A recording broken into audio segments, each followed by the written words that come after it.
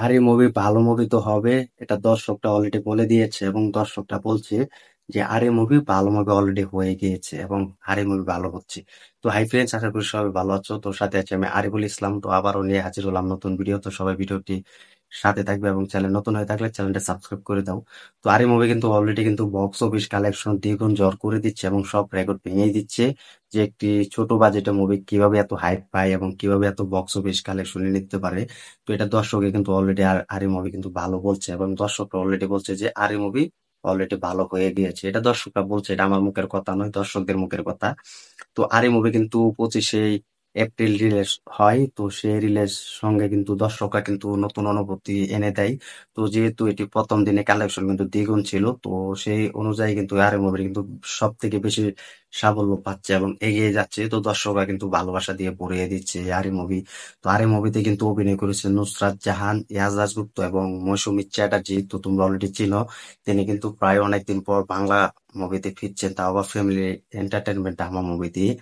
তো তিনি এত বছর জার্নি কিন্তু কোনো ভালো গল্প পাইনি, ভালো স্ক্রিপ্ট পাইনি। তো এটার জন্য কিন্তু মৌসুমী চ্যাটার্জি কোনো মুভি অভিনয় করেনি, মুভি রিজেক্ট করে দেয়, তার কাছে কিন্তু অনেক অফার চাই।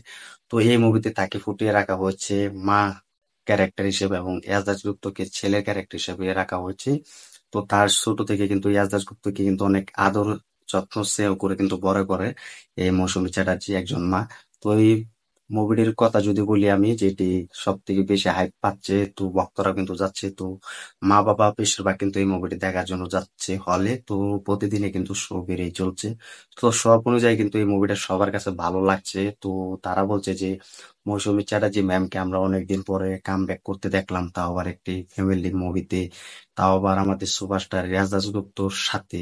তাও তাও তিনি আবার মুভি করেছেন মৌসুমী চ্যাটার্জি ম্যামের সাথে। তো দুর্দান্ত ভালো লেগেছে, তাদের অভিনয়টাও ভালো লেগেছে যে মা একজন সন্তানকে কিভাবে আদর যত্ন করে বড় করে এবং তার সেই যত্নের সাথে সাথে কিন্তু মৌসুমী চ্যাটার্জির যে স্বামী বা হাজবেন্ড, তাকে দেখতে পাই স্বপ্নে। তো সেই অনুভূতি কিন্তু তার স্বামীকে খোঁজার জন্য মৌসুমী চ্যাটার্জি ম্যাম তার পুরো রাস্তায় বেরিয়ে পড়ে এবং সেখানে কিন্তু ইয়াজাজুক্ত তার মাকে হঠাৎ মৌসুমী চ্যাটার্জি ম্যামকে খোঁজার জন্য কিন্তু পুরোপুরি রাস্তায় চলে যায়।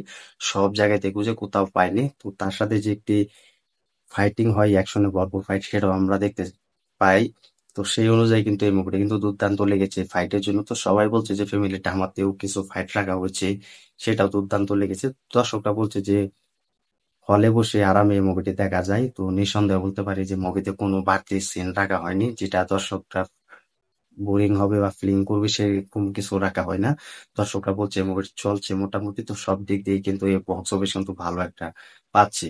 তো রিভিউ হচ্ছে বক্স অফিস কালেকশন অনুযায়ী, তো এই মুভিটির রিভিউ কিন্তু এটাই হচ্ছে যে ভালোই দেখছে দর্শকরা, তো ভালোই পাচ্ছে। তো সবাই রিভিউ ভালো দিচ্ছে যে মৌসুমী চ্যাটার্জি মুভি দেখার জন্য। তো কোয়েল মল্লিকও কিন্তু এই মুভি দেখেছে, যে টলিউডের অভিনেত্রী। তো তোমরা অলরেডি দেখতে পেবে যে তার একটি ফটো শেয়ার হয়েছে, তিনিও বলেছেন যে মৌসুমী চ্যাটার্জি ম্যামের সাথে আমার সর্বপ্রথম মুভি হচ্ছে নাটের গুরু। তো সেই নাটের গুরু মুভি দেখে কিন্তু সেই নাটের গুরু মুভি থেকে কিন্তু পুরো আমি কিন্তু অভিনেত্রী হয়েছি এবং বাংলা সিনেমা জগতে এসেছি, এটা কিন্তু কোয়েল মল্লিক বলেছে। তো তিনি কিন্তু এই মুভিটা ভালো লেগেছে, তিনি বলছে ইয়াসে অনেকদিন পর আবার কামব্যাক করেছে ফ্যামিলি ড্রামা মুভি দিয়ে।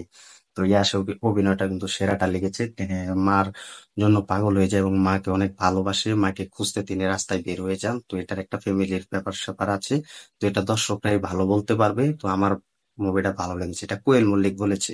তো এটা তোমরাই তো দেখতে অলরেডি যে কোয়েল মল্লিক ওই আরে মুভিটা দেখেছে, তিনিও ভালো রিভিউ দিচ্ছে, ভালো বলছে। তো সব জায়গায় মিলে কিন্তু অন্য লেভেলে কিন্তু এই মুভির কেসটা কিন্তু দেখাচ্ছে। তো আমরা দেখতে পাই যে টলিউডে বাংলা ফিল্ম বলতে এবং বাংলা ফ্যামিলি ড্রামা মুভি বলতে করে মোটামুটি সেই সব মুভি কিন্তু ভালো একটা রিভিউ পাই।